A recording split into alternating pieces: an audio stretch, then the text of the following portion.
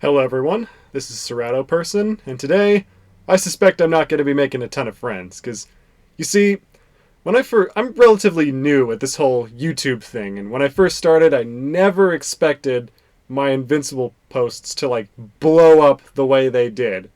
So I thought, alright, cool, these did pretty well, but, I only started halfway through, and now we're in, hiatus between seasons 1 and 2, and I think, alright, I want to do a full video series and strike while the iron's hot. And I remember, oh yeah, Castlevania Season 4 is going to be coming out soon, and the trailer on YouTube got over 4 million views, so that's probably going to be, a good thing to talk about. Can just go in, watch the series, make a whole bunch of funny jokes, everybody has a good time. That was my sincerest hope.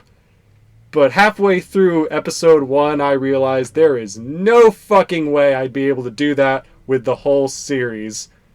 Because God did I hate this season. And when I go back and look on the series as a whole, I realize, maybe I never liked Castlevania as a whole. So before I get started, let me just say, if you like this series, and this season in particular, that's fine. I got no issues with you as a person. That's good. I'm happy you had a good time. Everyone deserves a little joy in their life. But I did not like it, and I'm just going to, in a very unscripted, when, just a couple points to go down, I'm going to explain why I did not like this at all. And why I decided to just do this ridiculous rant instead of, just do the funny little crack videos you were all hoping for. So the problem that I've always had with Castlevania from day one is that the series just has no energy to it whatsoever, outside of those, ridiculous action sequences that everyone watches it for. The actual voice acting and pose work and, design, everything, it's all just so flat and empty and stuff, Every character's face looks as though they've forgotten to, take their antidepressants and decided not to tell their doctors about that. And with the way the dialogue just kind of drags on, it's almost as though every single voice actor is still living with their parents rent-free. So they decide to talk really, really low and quiet to the mic. So they're only voicing a gory cartoon, so they don't want to upset mom and dad. And that's the constant throughout the entire goddamn series. And the only two exceptions to this are Sypha, who is best character in the show. I love her. She's great. Her voice work is great. Her action sequences are great. I got no complaints about her whatsoever. At least nothing, significant. And there's also Varney, who I'll get to in a second, but for now I'll just say that he sounds like a Monty Python character and just does not fit at all. And I know what you're going to say. This is dark fantasy. People aren't exactly going to be lively and energetic. It's like the Dark Souls of Netflix. Here's the thing about that. In Dark Souls, the primary loop is combat and adventuring. So the dialogue bits, while they have that same kind of understated nature, they're brief and they're spaced out, so they don't overstay their welcome. In Castlevania, the conversations are much more frequent, like in any other long-running series, so when the intonation is so sleep-inducing, every scene feels like it goes on twice as long as it needs to, and characters are constantly repeating, the same information. Oh, Carmilla's always been ambitious, but I think she's overextending. Yes, but we're vampires. We live to rule. Carmilla's always been ambitious, but I think she's overextending. I don't have anything against long bits of dialogue. Fate Zero has an episode where three of the characters just sit around drinking wine and talking about what kingship is, and it's one of the all-time great episodes in anime. But Castlevania conversations don't have that kind of spark that hooks you in and keeps you going. So it makes the scenes that much more difficult to get through, and the information contained within them that much harder to retain. Now, when it comes to, this season, Season 4, and Season 3, to a lesser extent, the problem is that this show did the exact same thing Voltron Legendary Defender did way back in the day, where it starts off with a strong central villain who keeps everything nice and focused. It's Dracula for Castlevania, obviously, and Zarkon for the former, but then they get defeated in season 2, and they never really come back, but the show just keeps on going after their defeat. So it feels like the series is just meandering because all we have now are these less important side villains taking up all the screen time. And remember, this is the final season, and sure, Dracula does show up for very short amounts of time, but it's even worse than in Voltron, where at least Zarkon comes back for a bit and does some things and has at least one bombastic action sequence. But in Castlevania, he just gets pulled out of hell for a little bit into a meat suit that Saint Germain fashioned for him, and he and Lisa just their souls both get pulled into it. They freak out for a bit, but then Trevor just kills them, and then that's it. And then we have the new villain, Death, who was hinted at in the trailers, and everyone was super excited for it because, Death is a huge staple villain in Castlevania. He's Dracula's right-hand man in some cases, in others he's the true main villain because, it's fucking Death. What's a more dangerous threat than Death itself? But the problem is, it's only contained to season 4. As far as I can remember, this is the first time that Death has been brought up. He was never, ever mentioned in the previous 3 seasons. There's no build-up whatsoever, and the only real foreshadowing we get for Death being a present character in this season is just him as Varney quoting verbatim a description that Trevor gave of Death previously. That's all we really get. The rest of the time, he's just prancing around pretending to be this lame, irrelevant character. So him being the final threat just doesn't really land at all. Maybe he was mentioned. Maybe he has always been the puppet master throughout the entire series. But I'm not going to go back and check because, like I mentioned before, the series is really goddamn boring when it's outside of the action sequences. So let's move on. Season 4's plot has no momentum to it whatsoever. Everyone starts off scattered and doing their own things. Trevor and Sypha are just running around killing monsters. Alucard's busy moping in his castle. Saint Germain's also going around pretending to be one of the main organizing threats for this season. And everyone just sort of just shuffles into place with no sense of urgency whatsoever. It's especially bad for Trevor and Sypha because they decide to do meta commentary where they say, we've just been reacting this whole time, so we need to be active, we need to be proactive and do something before, more trouble comes up. And the most that we get is just them going back to the city where Dracula first began his assault on humanity, and they meet up with this weird fucking hipster chick who looks like she's from California, except she's got a scar on her face, and this crazy knife lady who serves the crown. But they just slowly walk through this completely empty and desolate city where everyone is just sitting around doing fuck all. And there's this teasing of there's this underground court we need to go to, so they go down there, and it's the same situation down there where everyone is just laying around dying slowly.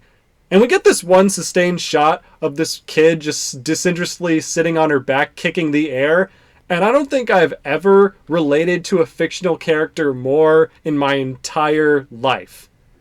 And the one worthwhile thing that happens in this underground court is a reveal that the 2 royals that the crazy knife lady has been serving and trying to conserve resources for, it turns out they're just a couple of dead bodies, and the lady's, like I said, completely insane, but the presentation is just so flat and nothing is going on, so there's no punchline. It doesn't land at all. You're just like, oh, okay, they're dead, whatever. And it's the same with California Girl, where she's like, yes, I'm crazy. I know what I'm doing is crazy. I went insane when Dracula first came and attacked the city, because who wouldn't?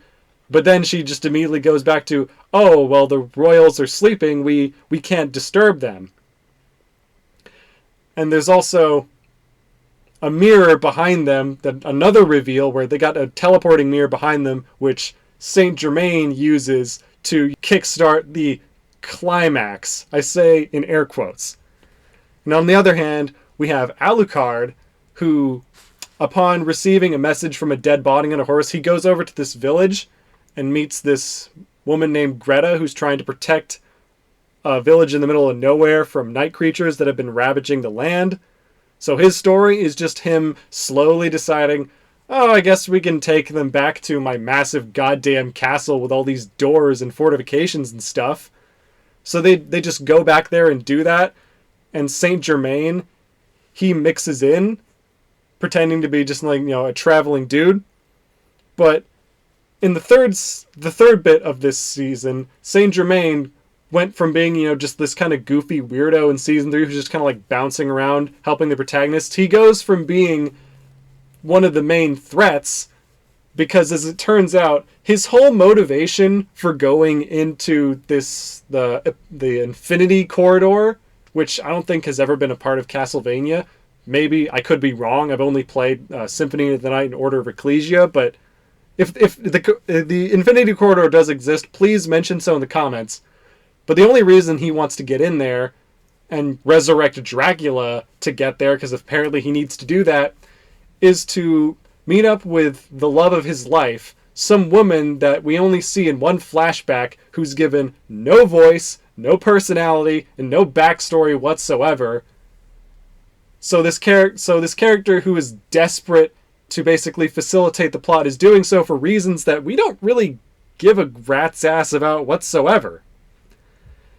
And eventually, and when he dies, it's like, I was sadder about the fact that the cool cross sub-weapon that Trevor found was broken. That was the most tragic part of that scene where Saint Germain died. Is like, no, the weapon, that was cool. Because, yeah, he was also just being used by Death, who wanted to resurrect Dracula to, like, sow more death in the world, because Dracula killing people somehow makes Death stronger, and that's why he supports him, I guess? I don't know. Like, that's the main thrust of this final season. That's the big climax, but it only starts, in the last 2 episodes. And the rest of the time, we have to waste on all these boring as hell side vampires who with no interesting characteristics that accomplish nothing. Like a good example being the Russian vampire who works with Death disguised as Varney, who wears like a dumb hat. He goes on this big speech about how he's like, oh yes, I am super cool guy. You see, I am all about the war. But he's just there. He's just a guy to facilitate action sequences, and he doesn't even have like any sort of unique tactics or tricks to set him apart as a cool guy that we should be intimidated by. And this is a problem with the series as a whole, where none of the vampires have like any sort of alternate form whatsoever. Castlevania is known for the fact that, all the vampires have alternate forms. Like, in the first game, Dracula transforms into that big bat monster. In the third game, he has like all sorts of different forms. And in Symphony of the Night, his chair turns into as a gigantic winged xenomorph that you fight. Like, every single vampire in the series has a sort of alternate forms. Even like one of Dracula's fellow vampires, Olrox in Symphony of the Night, he turns into that big, lizard thing that shoots fire. But none of that happens in this series that, is supposed to pay homage to Castlevania. Oh, wait, no, you know what, I am wrong. Some of the vampires, they do spout out bat wings.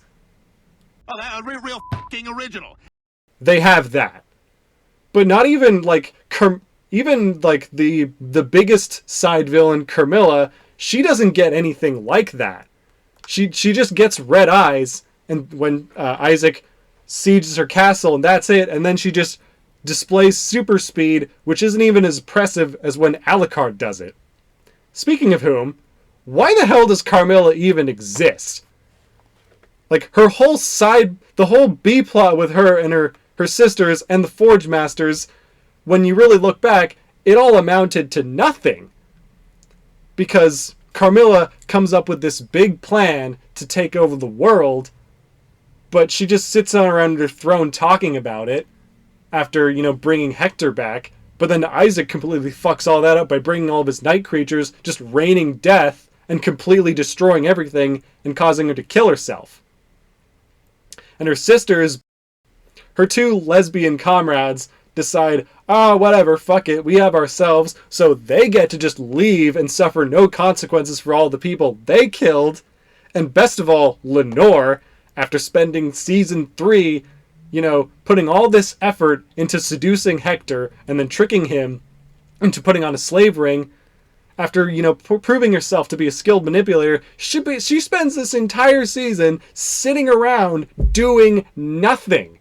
And all of her machinations are easily undone as Hector just walks around setting traps without having to exhibit any type of serious subterfuge. And, here's the real doozy is when the big betrayal scene finally happens, when Hector officially decides to, kind of betray her and break free of her control when Isaac comes back in.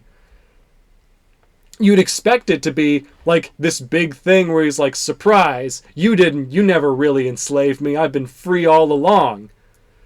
But Lenore, even after Carmilla tells her, maybe this guy who creates terrifying demons and that you lied to and enslaved, he might be dangerous, she totally blows off, but then has the audacity to act surprised when Hector decides, nah, I'm not working for you anymore. And after all the effort she went in to have him swear fealty and put on that slave ring so he can't disobey her, apparently, and I do remember she said, you can't take this off or it'll cause tremendous pain, when Isaac comes in and just decides to forget his whole motivation of coming to kill Hector, so they just stand there talking for a bit, Hector just takes his knife and cuts off his finger with minimal effort. I at least hoped that when Lenore said trying to take off the ring would cause immense pain, pretty sure everyone and their dogs realized, why doesn't he just cut off his finger? And the fact that it doesn't go acknowledged would imply, clearly that wouldn't work because that counts as taking off the ring. Apparently not. Apparently he could just cut it off. Maybe it's because Isaac's dagger has the special properties of a Forge Master, but it doesn't light up when he cuts it off, so it doesn't really imply that he needed that magic to cut off his finger. It just seems like he could have taken any knife and cut off his finger, and boom, he's free, he has his life back.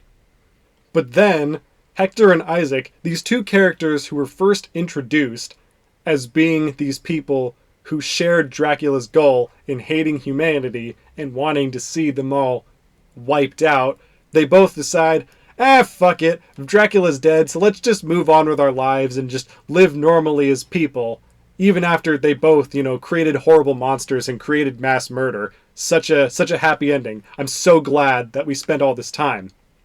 When you have this sort of B-plot where the main protagonists aren't involved at all, even if it seems unrelated, the B-plot, it needs to tie back in to the primary story. Otherwise, it's a complete waste of time. Because here, it feels like all the stuff that happens with Carmilla and the Forge Masters, it's all in a completely different dimension. It doesn't factor in to Trevor, Sypha, and Alucard's adventures at all, really. Like, you can barely make the argument, they're the ones making the night creatures. There's also talk, I think, about, all the night creatures also coming out from hell, so why do we need the Forge Masters at all? Let's turn our attention to one of those pesky animes, Code Geass, where it's a show rife with B-plots. There's the main story, where protagonist Lelouch uses mind control powers to take down the evil Britannian Empire. Cool. Neat premise, I'm engaged, let's see where this goes. But in the middle of all that, every once in a while, we cut back to one of his high school classmates, Nina, who, just seems like the dime a dozen, shy little racist, whose only relevance seems to be that she develops a crush on one of the Britannian princesses, and she's also working on some nondescript science project, so we're all just like, okay, cool, whatever, let's get back to the main stuff. But eventually, it turns out that little science project culminates in Nina inventing her world's equivalent to nuclear bombs.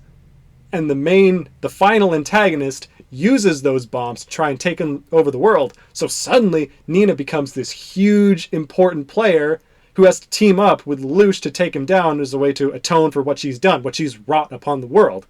And she proves instrumental in winning the day. So you're like, great, good side character, good B-plot, it all went back in. Code Geass, you get the A+ for B-plots. Again, I ask the question, how does Carmilla and the Forge Masters, how do they tie back into the main plot with, Trevor going up against Death? How do those two things relate at all? The most we get is some throwaway line about how Hector is the one who gave Saint Germain the passcode to hell or something, which he couldn't have gotten from all those books from that one librarian he killed, or from the infinite library he found in the Infinity Corridor. No, that whole side plot, it was all about just getting the passcode to hell. So, let's get back to the main point and what this whole series was about. It was about, I guess, Trevor finally standing up and confronting Death. Even though these two characters have no past relation to one another, Death was never built up as an antagonist, and we have no reason to care whatsoever. Because this is the final episode, Trevor makes the big declaration, I love you, Sypha, and don't name our kid Trevor, because he just somehow implicitly knows that this could be the last mission, even though he doesn't really have any idea what the fuck's going on and doesn't have any past relation with the main villain. So he confronts Death alone, and we're not given any reason as to why Alucard and Sypha can't just go along with him. Sure, they were separated by these two platforms where Trevor is closer to Death than on one platform, and Alucard and Sypha are both on others, but they're fucking magic. They can both fly. We've seen Sypha run in the air using ice steps, and Alucard can turn into a bat. Why didn't they go up there and help them? Because all the other vampires were basically taken care of by the time that they had gone up to confront Saint Germain and fail to stop him from bringing up Death. So why didn't they help him? Because for most of the fight, which looks great animation, but it looks kind of silly because the whole time Trevor is just whacking Death with his whip. It's just bouncing off his skull. It seems like it's not doing anything. So the fight just kind of goes like that for a bit, where Death swings his big scythe around, Trevor whacks him until after his arm gets broken, he inexplicably waves his whip around. Now it's covered in fire. Now it starts doing a little more damage to Death, but that's still not good enough. So he does this ruse where he manages to run around Death and then pulls out this dagger that he picked up towards the start of the series, which has some sort of significance, I guess. And then he puts a rock in that he pilfered from a dead body, and apparently that's the key to killing Death.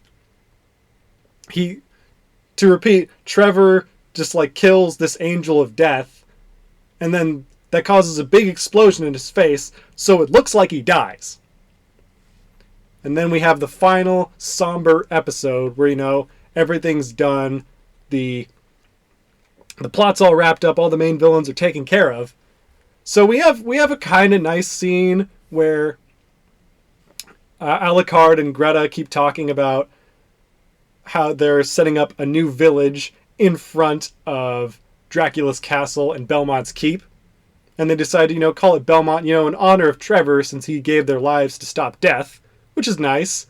And they even convince Sypha to stay, despite the fact that she is now pregnant, obviously, with Simon, because, fan service. And she wants to go back to their caravan, but no, stay here. Let's stick together. And that's nice. But then they decide to just shit on whatever tragedy came with that final fight, because Trevor survived somehow, even though we saw that explosion go off, a big explosion go off in his face, because Saint Germain, with the last bit of his energy, somehow opened the key to the infinite corridor and use that to teleport him out there? I guess I don't get it. Like that's the gist, I suppose. But it's still nice, like, okay, the gang's back together and they're gonna live a nice and peaceful life. But then the series decides it hasn't outdone itself yet and it decides to end on the biggest the biggest possible what the fuck turnaround I've ever seen. Suddenly Dracula and Lisa and his wife Lisa Tepesh are back among the living. They're not dead anymore. They even have their bodies back now. Even though when they had previously been summoned, they needed a body to return to the world because it was just their souls getting sucked out of hell. But somehow Trevor killing Death let them come back? What? And let's just put aside the fact, the like insane logistics of how that should work. Let's remember the fact that, you know, despite how tragic the two's romance is, Dracula did kill like countless scores of people and turn the world into a living hell, despite Lisa explicitly asking him not to do that before she burned at the stake. But no, it's all good, you know. They were a nice couple, so they deserve a happy ending because life is just that fucking convenient, you know. It's everyone gets their happy fairy tale ending. And you're just sitting there going like, what the fuck is that? That's it. That's how the series ends. The last scene is them just holding hands in bed going, we're gonna have a happy life now. Maybe we'll visit Alucard later, but not now because he needs some closure in his life, even though us coming back will obviously reopen that wound no matter when we come back because he's a fucking vampire. He's gonna live hundreds of years. Just, God. This season just took it out of me so much. I suppose I'm glad to be done with it because now I don't have to watch it again, just like you don't have to watch any of the other seasons when you first do, as it is with most Netflix shows, come to think of it. So we're done. We're done. We don't have to come back to these people. And now we just have to worry about the upcoming Devil May Cry adaptation that these people are going to do. Because now we might see Dante and Nero doing the low, grumbly voices. It's like, great. I'm so excited. Let's see it. And alright, so I've decided, you know, I'm not going to be doing shitpost videos. What do I offer for the future? What do I offer going forward? I do promise that I am still working on another video for Invincible. It's going to be a proper scripted essay, so I'm not going to be tripping over myself like I have been for like the past 20 fucking minutes or something. I promise you it'll be a little more succinct and it will be more positive. And from then on, who knows, I'll find something, but I will continue down this path. I will continue making videos from here on out. Castlevania didn't completely take it out of me. I'm just like, I'm not doing any more Castlevania stuff after this. So, okay, yeah. Have a nice day, and I hope we can keep things civil. And if you liked the series, that's fine. That's okay. I'm glad you liked it. And if there's anything I got horribly wrong, feel free to correct me in the comments below.